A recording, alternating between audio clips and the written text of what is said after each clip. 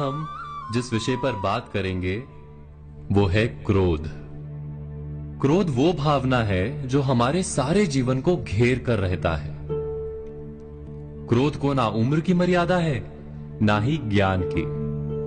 कब, कहां और किस कारण से क्रोध पैदा हो जाए वो कोई नहीं जानता।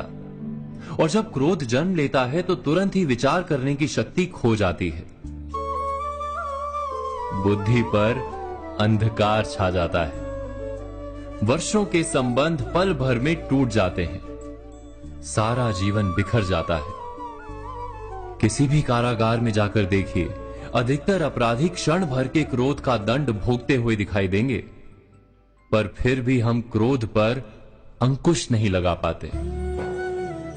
बार बार हम क्रोध ना करने का प्रण तो लेते हैं, पर बार बार हमसे क्रोध हो जाता है।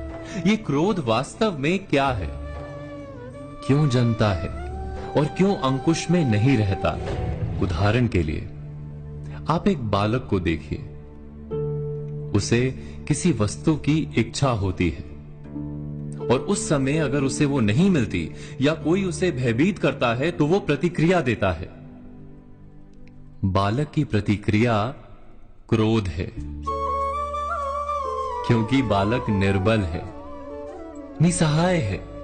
बालक अपनों से बड़ों को अपने वजूद का एहसास, अपने अस्तित्व की प्रतीति करवाने का प्रयास करता है क्रोध के माध्यम से।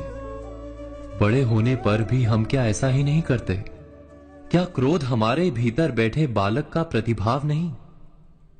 अर्थात क्या क्रोध वास्तव में केवल बालक जैसे व्यवहार का नाम नहीं? जब अहंकार को घाव होता है, जब भय लगता है, जब कोई वस्तु हमें प्राप्त नहीं होती, तब हमें क्रोध आता है। ठीक किसी बालक की भांति। हम जानते हैं कि आईने के सामने खड़े होकर मुंह बनाने का खेल बालकों को शोभा देता है, बड़ों को शोभा नहीं देता।